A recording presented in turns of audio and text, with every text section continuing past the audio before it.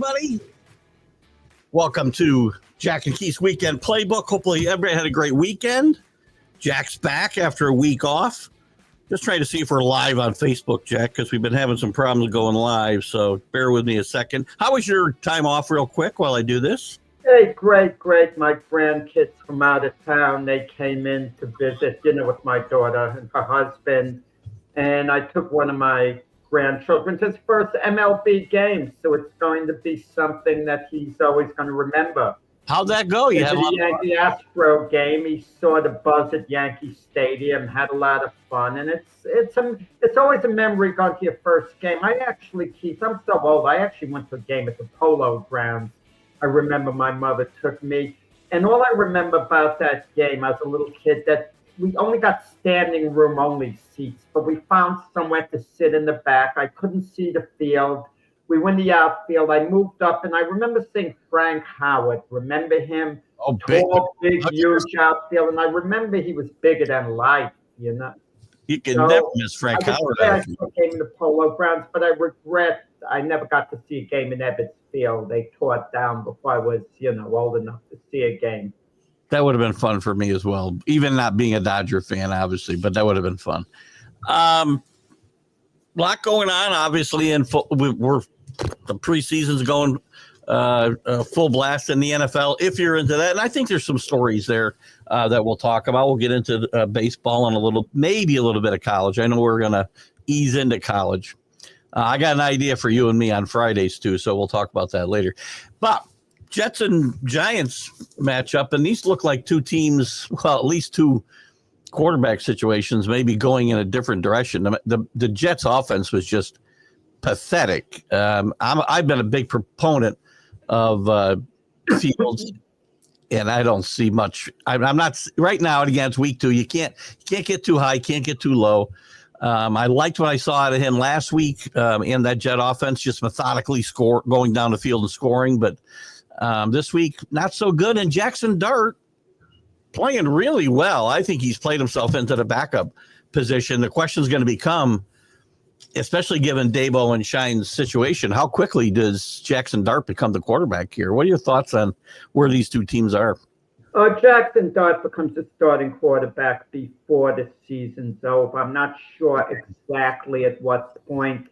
The only way Russell Wilson keeps him off the field if the Giants are winning and have a serious chance of making the playoffs. People forget the bold move that Tom Coughlin made with Eli Manning. And he had Kurt Warner, future Hall of Fame, as his quarterback. But everyone knew Eli Manning was the heir apparent and was going to take over. But he replaced Kurt Warner when the Giants were 5-4, and then the Giants did dreadful over Eli Manning the rest of the year. But Tom Coughlin was making an investment in the future. And it was just but I have a theory on these exhibition games. We evaluate quarterbacks more than anyone else. Sure. We keep talking how all these quarterbacks did. Shador Sanders, Quinn Ewers, especially the young quarterback. Caleb Williams turns in a big game yesterday. People are now all excited. I compare it to a boxer hitting the heavy bag. And I remember what the former heavyweight Tommy Morrison said about Sylvester Stallone. He had a big part in one of the Rocky movies, and Morrison was a real-life heavyweight. They asked him, could Stallone have been a good fighter had he tried boxing, all along? And he said, you never know, it's possible. He looked really good hitting the heavy bag in the gym. And then Morrison said, but everyone looks good hitting the heavy bag. And that's what it is with the quarterbacks. Yeah. They're all going to look good at some point against, second, third stringers, guys who are going to get cut. And even if they're not going to get cut, they're playing against defenses that aren't together as a unit for that long and aren't going to be together for a unit in the future for the most part. But when they don't do well, when they struggle like Justin Fields did, now that's a reason for concern. I agree. You know what it is, too? You've got a great point about who they're playing against, because one of the big factors for a quarterback coming out of college is the speed of the game, right? They're great athletes in college, but you're stepping it up, 5, 10 times. And the speed of the game is just so much faster. And I don't know if they get that when they're playing against 2s and 3s in preseason. So they get a little bit more overwhelmed when the season starts. You talked about Tom Coughlin, and I've thought a lot about that succession plan, whether it was planned or not. It feels like the way it came down, it was planned because the Giants were winning at the time, right? Yeah.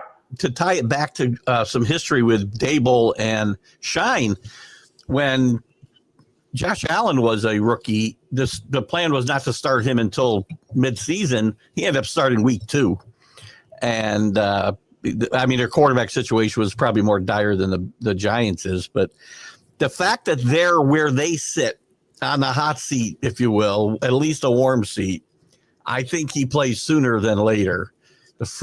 And I don't want to get him jerked in and out, right? We don't want to see him jerked in and out. But I think you're going to see him play first, maybe after the first 4 games, if not sooner. No, Keith, but owners are different. They look for different things. And Giant ownership has always looked for one thing above anything else, and that's progress. And progress might not necessarily show itself in the record. The Giants, for example, could be 6-11 this season, and they very possibly are going to be around that. Yeah. Okay. But if Jackson Dart is developing, and a lot of those losses were close competitive games, and by the end of the season, let's say they've won 2 of their last 3 games, ownership might think, okay, Shine and DeBall have a plan. We're going to get better. We're going to stick with these guys. I mean, what owner do we knock more than anyone else, for example? Jerry Jones. But look how long he stood with Jason Garrett. 9 years? Yeah. And Jason Garrett was so. How many other owners would have stuck with Jason Garrett for that long? Very few. Yeah, but Jerry Jones, for whatever reason, he felt comfortable with Jason Garrett, maybe because he felt he got no pushback from Jason Garrett. You could read into it what you want. But owners are strange. Look at Woody Johnson last year with Robert Salah. He fired him after 5 games when the Jets were 2-3 because the Jets lost to the Vikings in London where he was an ambassador. So he was embarrassed to lose a game in front of his people. That's a little reactionary. I don't think the Giants are going to win a ton of games either. And I did go out on a limb for the Giants last year. But to Jack's point, and I think it's similar with my Patriots, quite frankly. I mean, I think they've got a window where they can win higher, right? In the perfect world, win more games. But you can still win 5 games and be improved, and things can be much better competitive-wise. Just improving little parts of the game. And I think I see that. And John Mara, I think, and maybe I'm wrong, maybe you think I'm wrong, I don't know, but I think part of his frustration last year all through that season, and when he made his comments at the end of the year that I have to see some major improvement next year or there'll be changes, basically, I'm paraphrasing. I wonder if how much of that was covered by, you talked about embarrassment from Woody Johnson. Is John Mara's decisions or comments at least colored by the fact that the Giants were embarrassed on national TV on the HBO Hard Knocks series with the whole thing with Barkley and how that played out in front of the whole public, which it normally doesn't? Well, the whole thing with Saquon Barkley, I shouldn't say the whole thing. For the most part, it was John Mara's fault. He's the owner. He could have insisted they work something out with Saquon Barkley, and he could have explained it that Barkley is a legacy player. Very few players do you insist they spend their whole career with the team. That's a discussion we have with Aaron Judge being a Yankee. He's a legacy player. Maybe we'll have time when we discuss baseball later about Pete Alonso with the Mets. Should he be a legacy player? Some guys should spend their whole career with a team. It's not just what they do on the field. It's what they mean to the organization, what they mean to the brand of the organization. How are the Giants going to feel in their fans when Saquon Barkley goes into the Hall of Fame? Keith, Saquon Barkley is going to be a Hall of Famer someday. You might say, well, he still has a little work to do. Unless he gets hurt this year or whatever. Yes, I Right, agree. he's going to get there. He just got to play a couple of more years. How are Giants fans going to feel in John Mara when he's going in as a Philadelphia Eagle? I repeat, Saquon Barkley is not going to go into the Hall of Fame as a New York Giant. I mean, winning a Super Bowl with the Eagles, all but assured, that's what he's going to go in as. Well, and that still plays into my question. I think that I feel like these things playing out in front of the world, and I know they can be edited and whatnot, but the cameras were on these guys all the time. You saw the meetings, and you saw John Mara sitting there kind of rocking, saying, I'm not going to sleep really well tonight if this doesn't go the right way.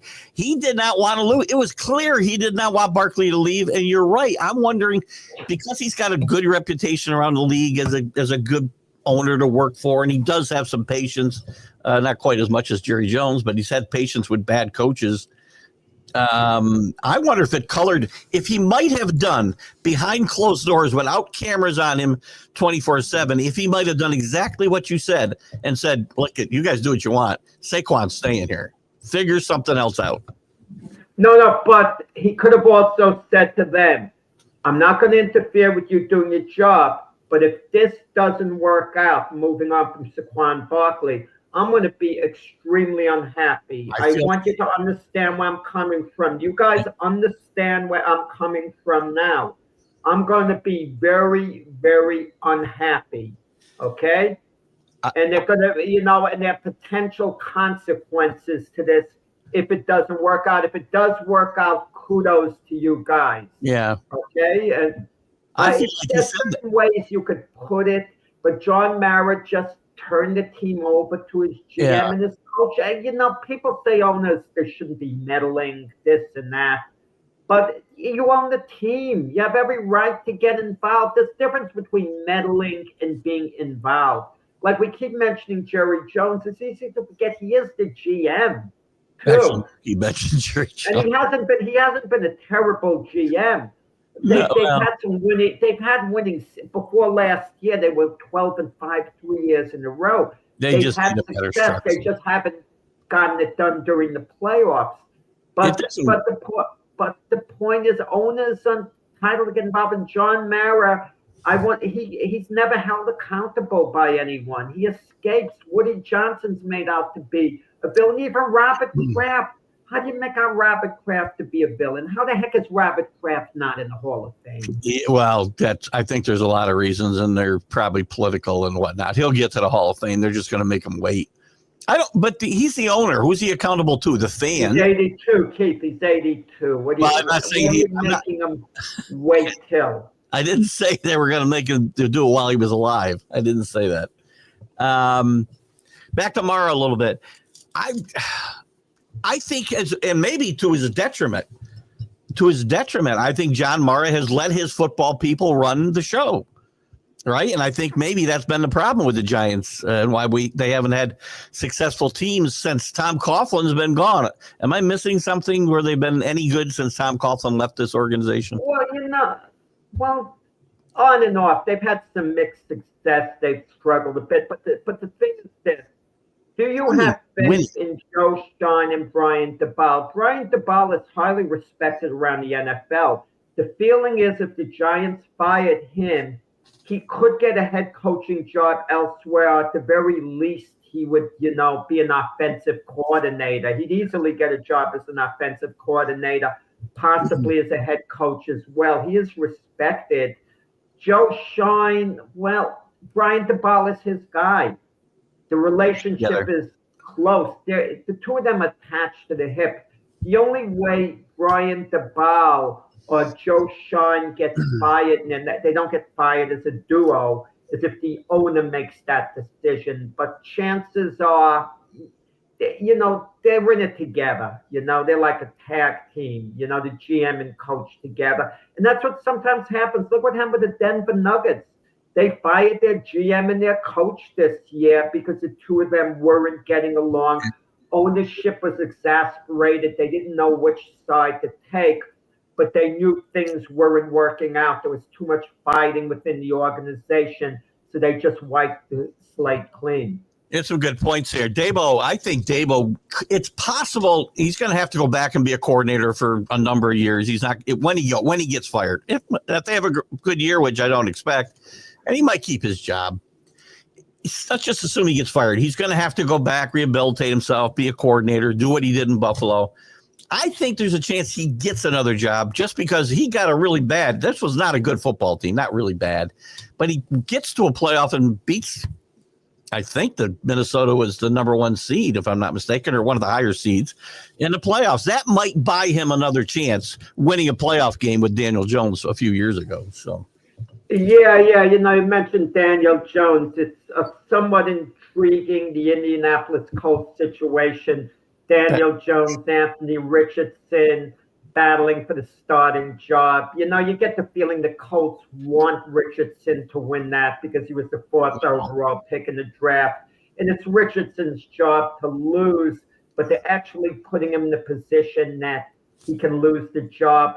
But if Daniel Jones beats him out, Anthony Richardson realistically doesn't have a future as the starting quarterback of the Indianapolis Colts. This is Daniel Jones. I don't mean he's terrible. Daniel Jones did have one really good season for the Giants. You have one good season out of 5 or so. That doesn't do it for me. Not a bad football team, but still, right? I get it. And but you look at certain quarterbacks, Keith, and they're red flags with a lot of these veterans. I mean, you could have success in one place, but how have you done it other places? Once in a while, a guy overcomes the red flags. Like Geno Smith would be the perfect example. As a rookie, he played the full year for the Jets. And at the end of that season, I remember thinking, I'm not sure whether I want to move forward with him as quarterback or not. I wasn't sure. And when you're not sure, you tend to move forward with the guy until he shows you he can't do it. And eventually, Geno Smith didn't do it. And he had some other stuff over his Buffalo, the Giants. But then he got a second act on a way of first act as a veteran with Seattle. But at least in the case of Baker Mayfield, at least at Cleveland, out of the 4 years he was there, he had 2 good years. And the reason the Cleveland Browns moved on from Baker Mayfield in large part is because they had a chance to sign Deshaun Watson, who at the time was one of the best quarterbacks in the NFL. So they moved on, and Baker didn't succeed at Carolina, was a backup with the Rams. He had to be with Stafford there. But then he goes to Tampa Bay. Then Baker Mayfield, when all is said and done, he might wind up being a Hall of Famer in the Tampa Bay Buccaneer uniform. Yeah, I was looking at Danny's records here. I don't know what that can't be the Giants' records over the last few. That can't be the Giants' record over the last 5 years. Right? They didn't win 7 games last year. I don't know that they won 12 games a year. They went to the playoffs and won. I think they won like 10 or 11. No. They were like 9-7-1, I believe. Yeah. I'm not sure. Yeah. So I'm not sure what that record is, Danny, if you can clarify for me. And good morning. By the way, real quick, good morning to CA, Danny, and Brian's here with us. Steve Stoolmaker. Good morning, guys. Good to have you participating. Anyway, the NFL preseason is. I think there's more intrigue. I have more interest this year in the preseason than I have in a while because of some of these quarterback battles you mentioned. New coaches in Chicago. They look good last night, but to your point, who's Caleb Williams playing against in his 3 series? I think Buffalo. They lose 38-0 to the Bears. Yeah. If it were a regular season game, it would be like, wow, this is a disaster. This is awful. It's an exhibition game. They throw it away. Yeah. You really care. I mean, if you have a choice, winning or losing, you always want to win. But do you honestly care much? Save your energy and save your motivation as far as winning goes for the regular season. These exhibition games are just a question of getting ready for the regular season. And as you so smartly have pointed out in the past, they're still not ready for the regular season when it begins. The first 4 games or so, it's like it's getting unwinded. You know why? Because I think it used to be backwards. The starters would play a series in the early games, and then they play 3/4 of a game, say the 3 or 4th game, right? Now I keep reading all these articles after 2 exhibition games. We've seen the last of the first-string the Texans defense. We've seen the last of this guy. We've seen the last of that guy. Well, there's a month almost of the season, not a month, 3 weeks, so the season starts, whatever it is.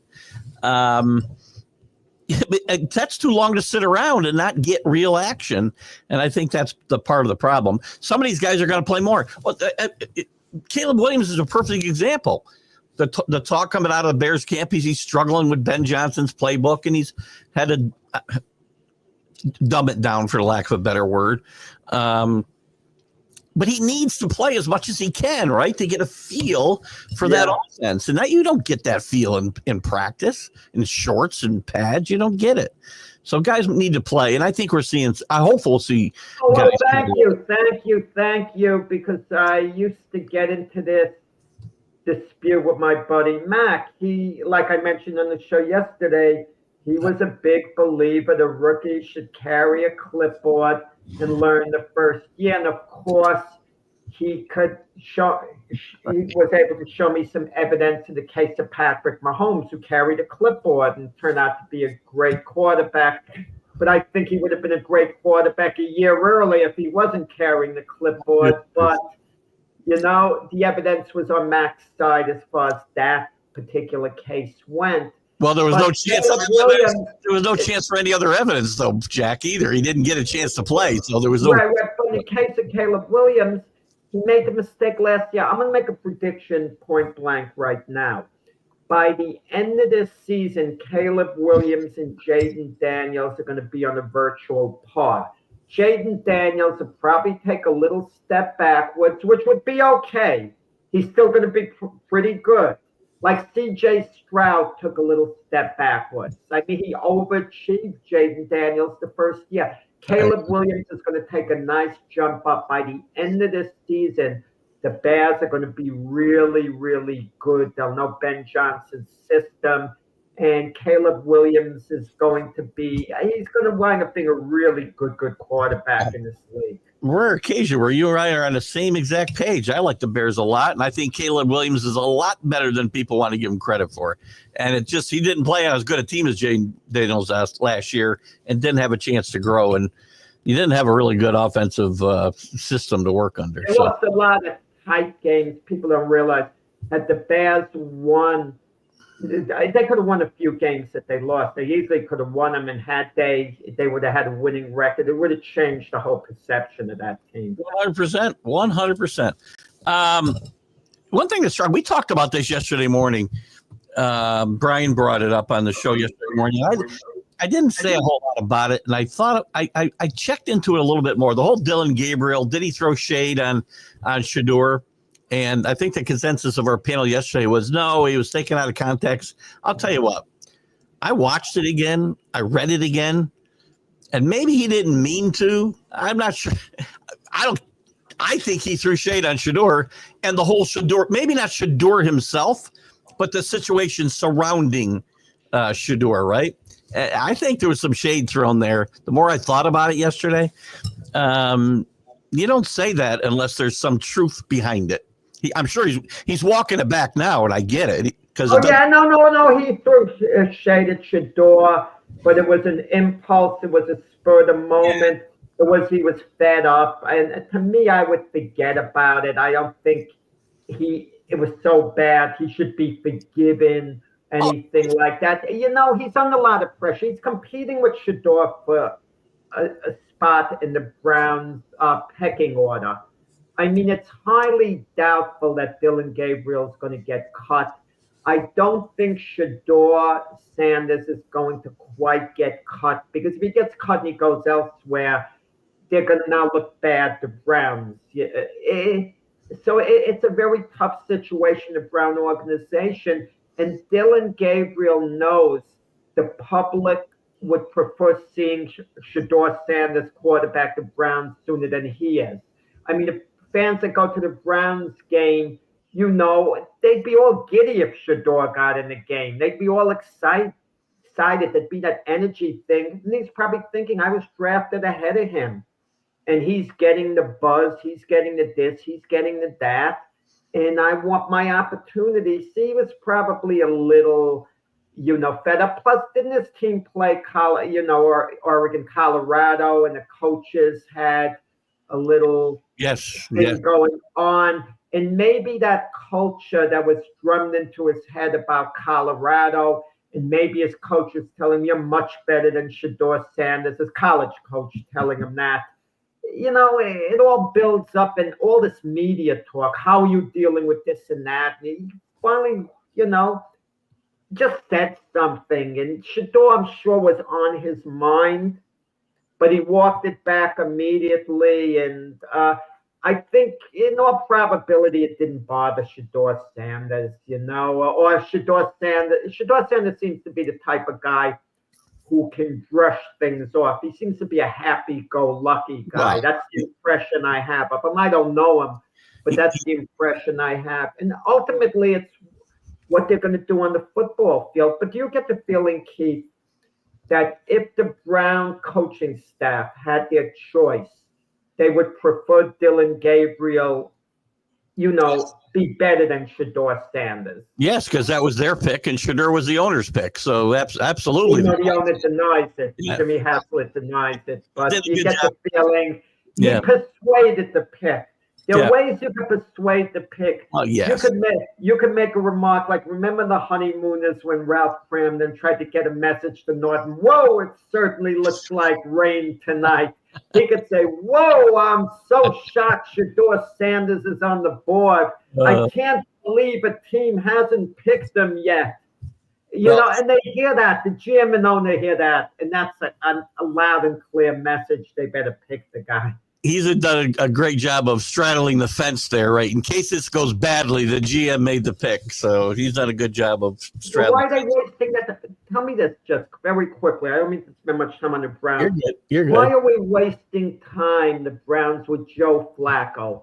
Flacco has no future as a Brown quarterback. Go with Pickett, Gabriel, and Sanders, and whoever, maybe one of them winds up being your franchise quarterback. Whoever's the best of the three, give them the job. Flacco is not a future to Browns unless there's some truth to this Arch Manning talk. But I'm going to tell you, if Arch Manning is available and he's thinking of coming out of the NFL and he sees the Browns go number one and he sees the circus in Cleveland, he stays at Texas another year. Do you know who has the most influence in the Manning family? Archie Manning. They all listen to him. He has said unequivocally, do not tank this year because he's not coming out. He's staying there through 26. Now, that's Archie, but Archie carries all the weight in that family still. Archie Manning, people forget, he's the reason Peyton Manning was not a New York Jet. Peyton Manning was going to be the number one overall pick when the Jets had to pick and Bill Parcells as a coach. But Archie Manning knew that Peyton would be too sensitive to the criticism of New York. He didn't feel that way about Eli because he knew his son. He said Eli just would let it roll off. All this criticism won't faze Eli, but Peyton is extra sensitive. Yeah. And he nailed it. He nailed it. Peyton was perfect for New York. The media never picked on. Eli was perfect. The media in New York never picked on Eli. Even they loved Eli. Eli loved them. They just got along great. But with Peyton would have been sensitive to, a lot of the things that were happening. These are reasons I think that I believe what Archie says and that he'll be there 2 more years is what I think. Real quick, before we move on, because there was a couple of, we know this part, right, Danny? But as Archie pointed out, the Chargers got Phillip Rivers, who is going to be a Hall of Famer in all probability. And so the Chargers, Eli wouldn't have elevated the Chargers any more than Phillip Rivers did. They never got to a Super Bowl. The Chargers wouldn't have gotten to a Super Bowl with Eli, either, I don't think. Just to back up, because this goes with our comments about Flacco, when does Shedeur start by? I don't know if he starts this year or not. That's the question. Yeah. If Pickett is out injured hypothetically and Flacco's struggling, I think they go to Dylan Gabriel before they go to Shador, but they can't keep 4 guys. How are they going to have 4 quarterbacks, Keith? You can't. What are you doing to your roster? 4 quarterbacks? If Flacco is started, you can't have Pickett, Gabriel, and Sanders. Well, listen. And Tyler Huntley is on their roster, so they're going to have to cut him. He'll get cut. Played a couple exhibition games. Maybe they put Tyler Huntley on their practice squad. Maybe no one picks him up. I don't know. And then they're going to have to deal with Deshaun Watson, who probably won't see the field for Cleveland ever again. But listen, for all you know, if these Brown quarterbacks now 2 or 3 are out with injuries, when Deshaun Watson is ready to come back, and can you imagine Deshaun Watson comes back and he lights it up and is sensational while these other guys are hurt? That would really create the ultimate quarterback circus. Well, in a couple of weeks, we'll be making some picks. Our Bears pick not taken well by this isn't the one I was looking at. I was looking at Brian. Brian put up that this was the Bears Super Bowl yesterday. Brian's comment colored by the fact that he's a Lions fan. We'll see.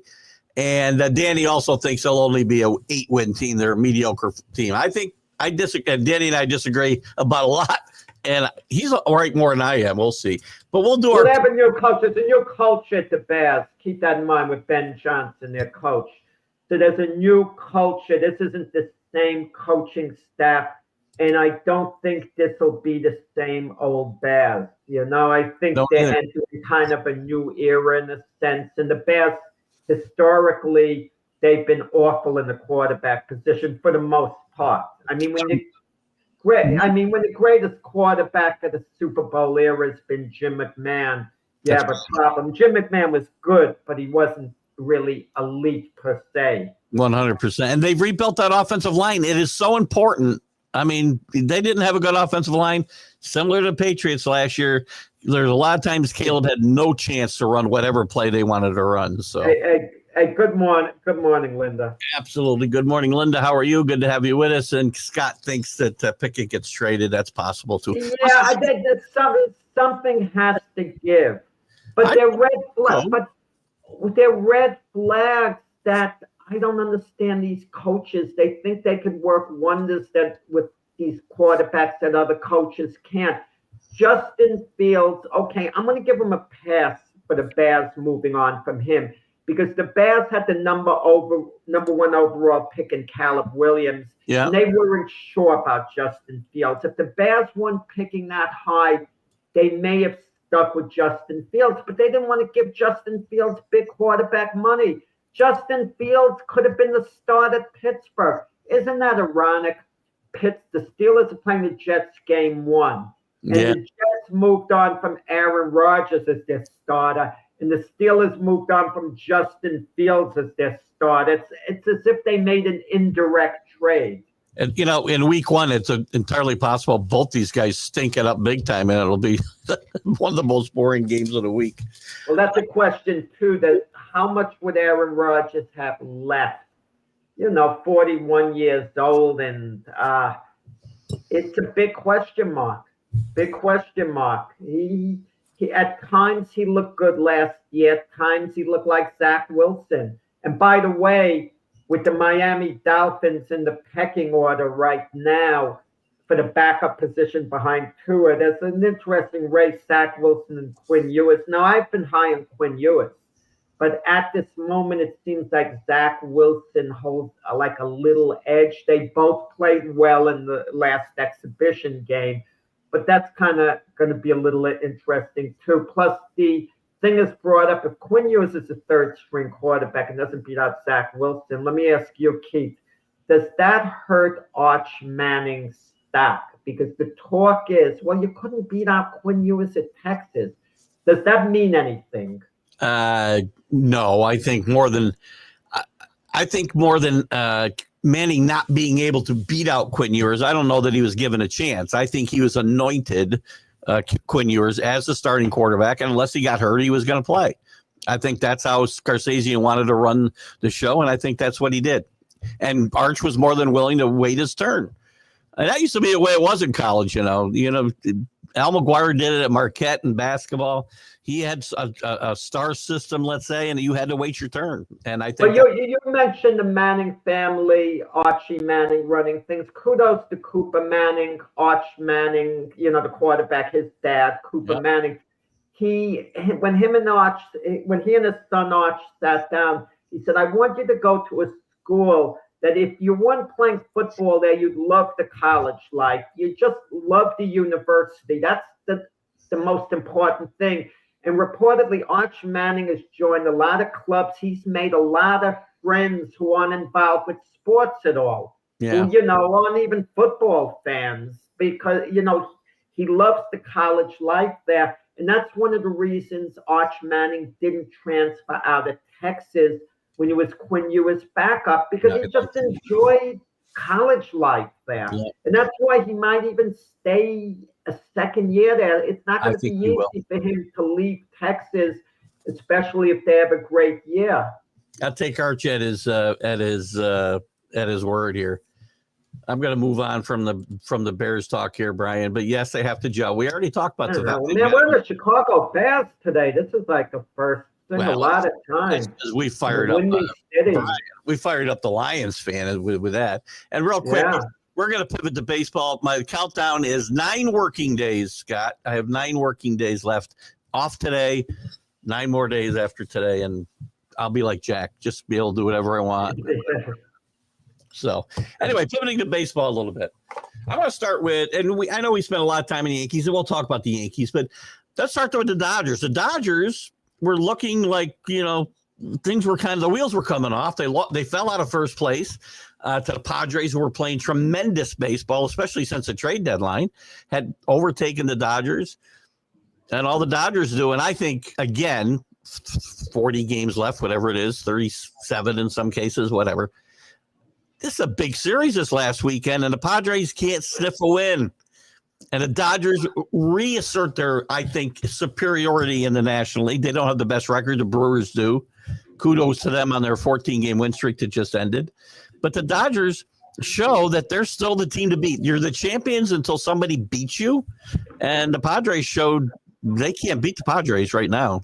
I'm sorry. I don't go for that theory necessarily. Well, you're the champions until you get the throne. It's a new season. It's a new season. I mean, I picked the Dodgers to win the World Series at the beginning of the year, and I'm sticking with it because I think they have the best personnel. But it's how you're playing at the end of the year.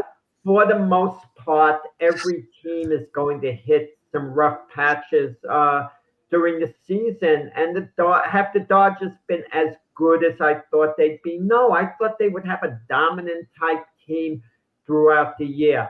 I thought they'd play along the lines of the 1998 New York Yankees, who won 114 games. But they haven't been that good. Their bullpen, even though they made additions in the offseason, their bullpen's been terrible. And which has been a theme throughout the major leagues, Keith. All these teams who made these bullpen adjustments, it's kind of backfired, which tells us it doesn't matter what personnel moves you make. The players just have to perform, point blank. Yeah. And you got to live with these guys. But the Dodgers seem to be getting it together. But if there's a red flag on the Dodgers, you wonder whether time might be catching up to a couple of players like Mookie Betts, future Hall of Famer, Freddie Freeman, future Hall of Famer. Freeman hasn't been bad. He's been hovering around 300.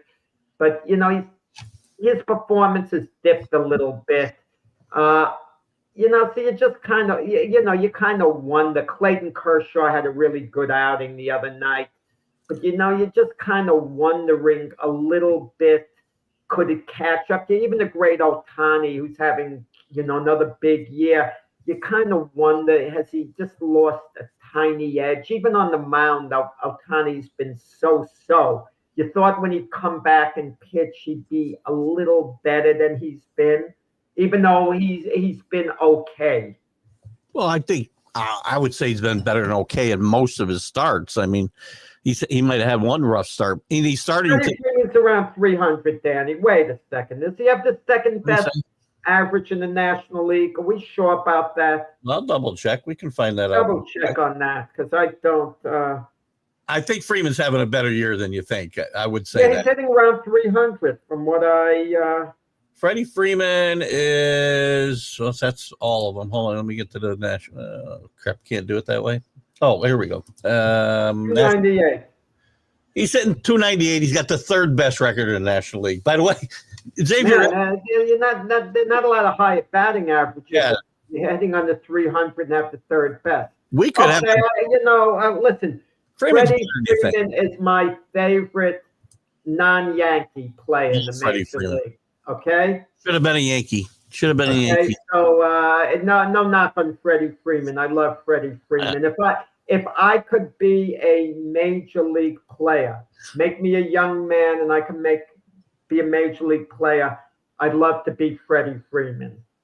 I think Mookie Betts is a bigger problem. And I wonder how much moving to the shortstop has caused Mookie Betts' offensive struggles, because that's not, again, it's a different position to play.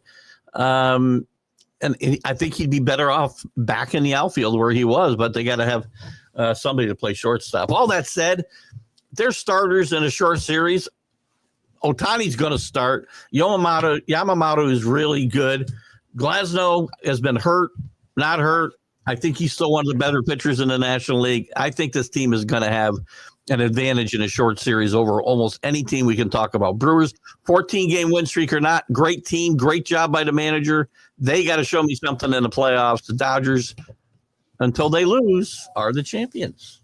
I mean, the Brewers kind of teasing. They're having a banner year. Their 14-game winning streak got broken yesterday. But the Brewers have to at least win a playoff series. Yeah. I mean, if they go out in the first round of the playoffs, it'll be business as usual, nice regular season, and then they're gone early on. Maybe the Dodgers would be better off if the Brewers just really lit it on fire till the end of September, and the Dodgers struggle to win their division, and they don't go in as this overwhelming favorite to repeat as World Series champions. They might be better off with a little bit less expectation. So yeah, but the Dodgers, they won the series last year, but they were far from a dominant team. I mean, people forget, that the Yankees could have been up 3-2 going back to Los Angeles. Dodgers win game 1 with 2 outs in the 9th inning. So imagine the Yankees getting 1 more out, they win that game, and then the Yankees imploded in game 5 with 3, miscues. The one, Aaron Judge dropping an easy fly ball. Now that's a fluke. That's a complete fluke.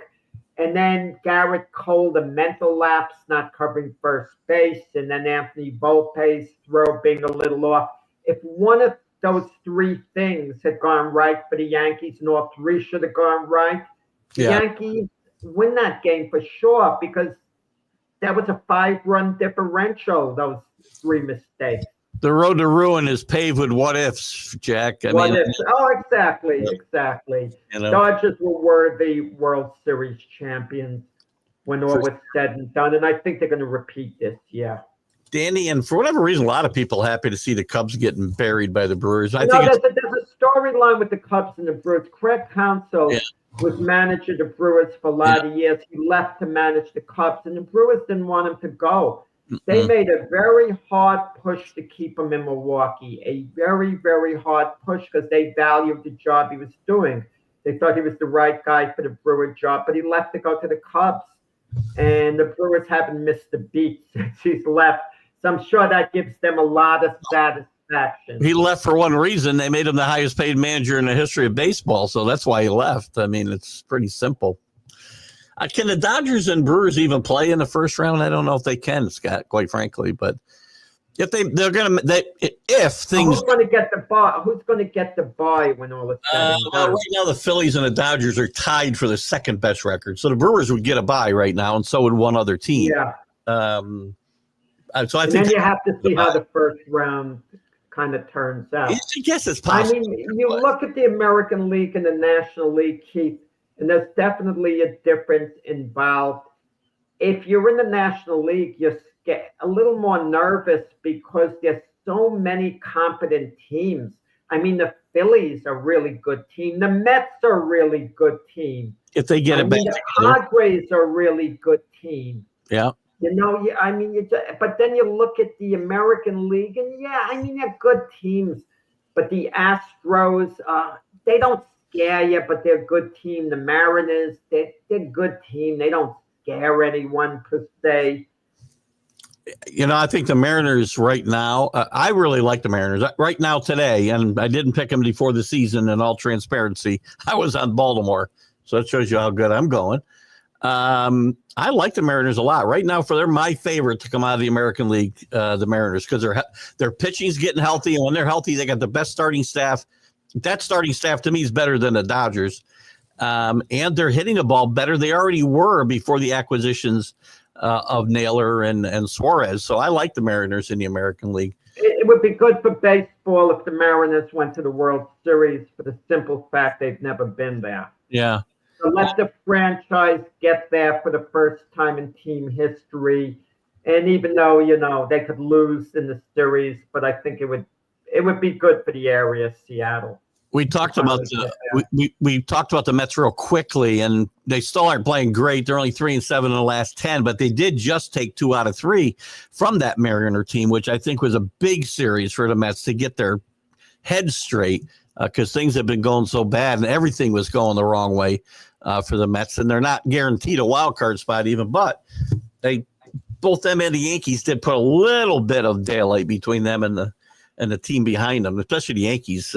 Now 3.5 ahead of, I think, the team formerly known as the Indians. Do you think I think both these teams will make the playoffs. I just don't see either one of them making a serious run. Why not? Because I think there are too many better. First of all, my problem with the Yankees, and in the playoffs, you don't win by hitting home runs to score all your runs. You just don't. Chas Chisholm has been more aggressive on the bases. Well, I'd like to see some better fundamental situational. Caballero, they've got guys who are creating things on the bases now. They will be in serious problems if Judge can't play defense and they don't hit better in better situational approaches at the plate. They just don't do it. Keith, they just swept the Cardinals. They just swept St. Louis. They ran very aggressively on the bases, got timely hits. Come on. Did you see the line? Listen, I hate to sound like because I know I get too hard on my team sometimes, and this was a nice sweep. It was a very tough place to go play. Had to be 150 degrees on that field yesterday in St. Louis, probably. But again, did you see the lineup they beat yesterday? My God, it looked like an American Legion team, for crying out loud. That's what you're supposed to do, though. I know, I get it. You rack up on the so teams, and the Yankees.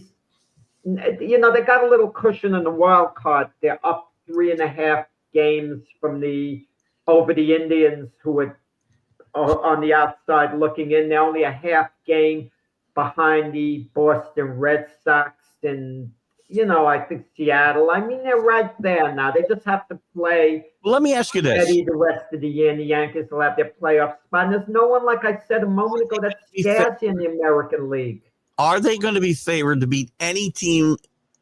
So 6 teams in the American League make the playoffs, right? Are they? If they get there, are they going to be favored to win any of those series? It's going to be pick 'em for the most part. If they play Toronto, it's going to be favored. It's going to be like a toss-up going in. They play Seattle. It'll be like a toss-up going in. But that's any series. Anyone can beat anyone in baseball. They'll be pick 'em only because they're the Yankees and the name, and that's it. Because they shouldn't be favored against the Blue Jays. They haven't played well against the Blue Jays all year. They shouldn't be favored against the Mariners. They shouldn't be favored against the Astros because they can't beat the Astros in a postseason. And I don't care about asterisks and sign stealing. I don't care about any of that. They can't beat them. Again, you can tell me it's a different team, but the same managers there and the same key players there. I don't think they'll be favored in any series. And I don't know if the Mets will be either. But that's baseball. I mean, anyone could beat anyone else. It's not like the NBA where one team could assert their dominance on the other a little more. I mean, anyone could just beat anyone. Right. Yankees and Red Sox coming up, as Scott points out. It is a big series. That's big. Big series. Linda says, I found Mac's list from the beginning of the season. Cool. Red Sox, Rays, and Blue Jays. Oh, Mac, Linda, man. Oh, Linda, you should have saved that. But Keith, you also picked the Orioles to win the division. I thought the Orioles would have a winning record, but take a step backwards, not be in the playoffs. I actually picked the Red Sox to win the division in the beginning of the season.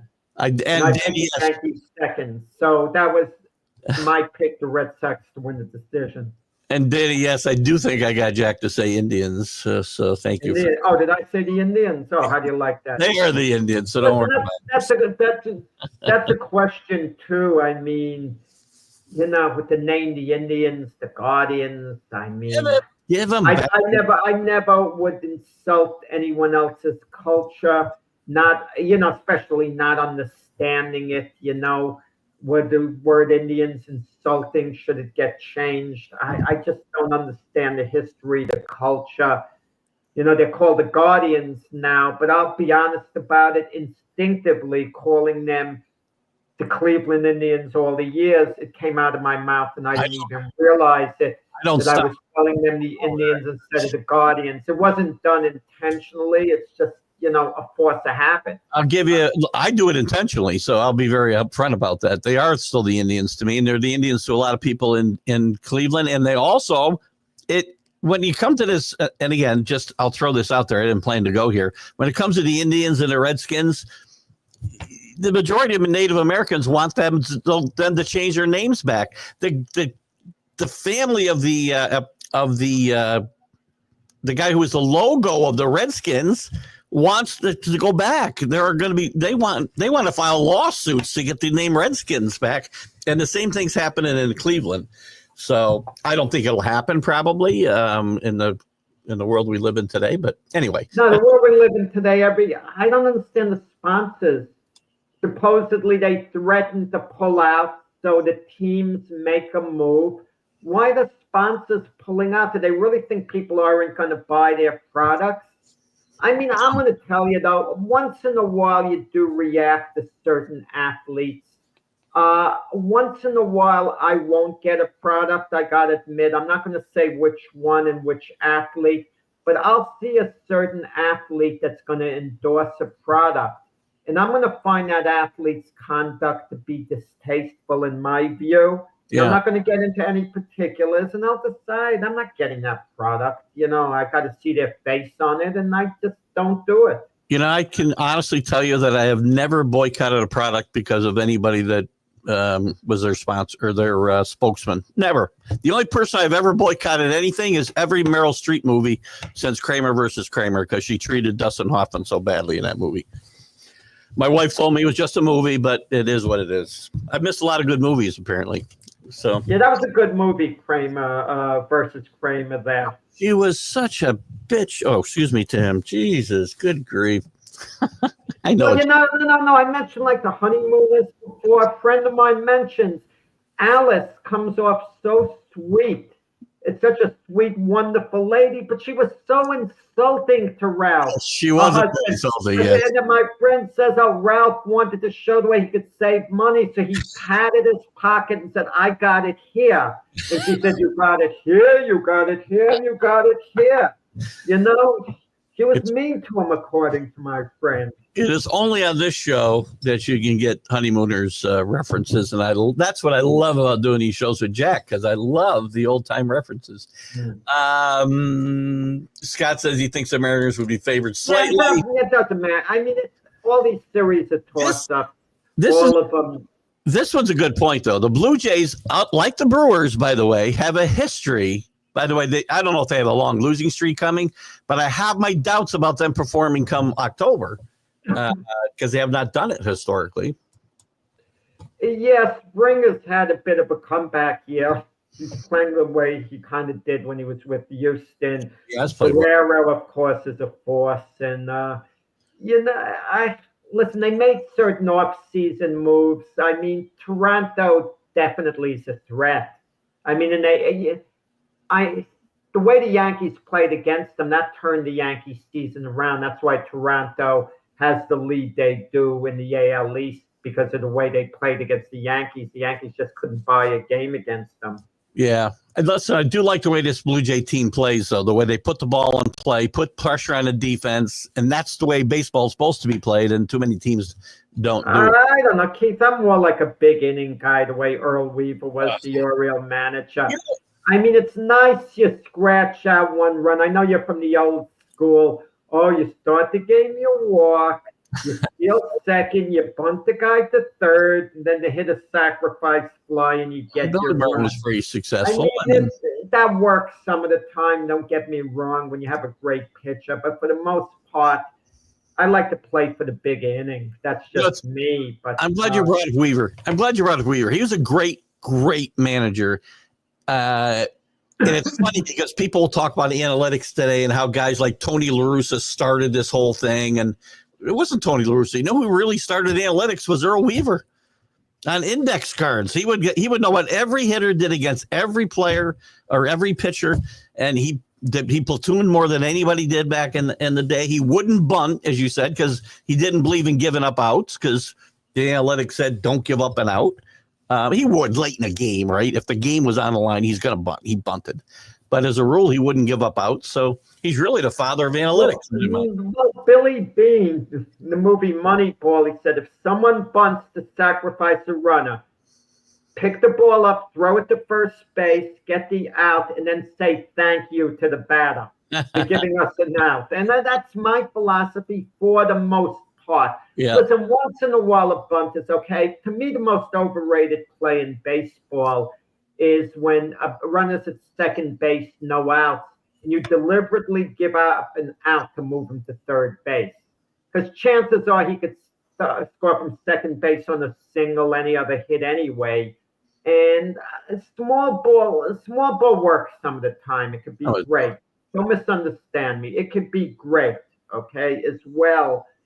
But it depends the type of team. And too many players are asked to do things they can't do. Yeah. I mean, you're asking guys to bunt who can't bunt. They should. That's the thing. We see that happen all the time. But they should be able to bunt, is the point. They can't. You don't ask them to do it. It's not what they should be able to do. I don't need Aaron Judge to bunt. I don't need Aaron Judge to bunt. Anthony Volpe should be able to bunt. And everybody else should be able to bunt, except your, big hitters. They should all be able to bunt. Anyway, listen, go to Pete Alonso. We want to talk about Pete Alonso a little bit. He broke Strawberry's record, which I do think is a big deal. I know a lot of people talked about the fact it was a small number. Well, I'm a little surprised it wasn't higher, because the Mets have been around for 60 plus years, but they haven't had an offensive guy who really stuck it out through his career and became that legacy player that you mentioned. Strawberry had the record at 252 or whatever it was, but if he'd stayed there forever and kept his nose clean, literally, I mean, this would have been a big, big number. But you want Alonso stick it out here, right? Yeah, we don't have much time, but okay. Legacy players are few and far between. And you want a player who could be a legacy player. And Pete Alonso should realize that he's going to be best served if he spends his whole career with the Mets, because he's going to have all these records. He's going to add to them, his home run record, and he's going to be a legend in Met lore. If he goes to another team and he's going to be a free agent at the end of the year once again, his career is going to be looked at different. We keep mentioning the case of Andy Pettitte. He went to Houston, and as a result of spending 3 years with the Astros, he didn't break the all-time Yankee win record. Okay, he would have been the all-time winningest pitcher in Yankee history, and that would have made him look a lot better, than he looks now. He looks good now. He's loved by Yankee fans, but he would have been a Yankee legend in a way had he stayed. Might cost him the Hall of Fame too. Exactly. Yeah. So, Anyway, good stuff. I'll wrap it up with this real thing about don't let people the spokesman thing. Danny says don't buy because somebody tells you to buy either. I totally agree. Jack, great job coming back today. We're glad to have you back. I mean, it's tough to carry this show alone. People are looking for you and those insights and our disagreements. So thank you for disagreements start before I speak. We agreed more today than we normally do. So anyway, great stuff, guys. We'll be back on Friday. Jack, get ready because you and I are going to have a little college. You said you're going to pick up your college follow. Yeah. A little college football contest on Fridays. We'll make some picks and we'll start this Friday. We got one top 25 game this weekend. So anyway, guys, we'll see you on Friday. I'll see you Wednesday with the college football huddle. Have a great guy, Jack. Iron Fist. Jesus. Glove fist tonight.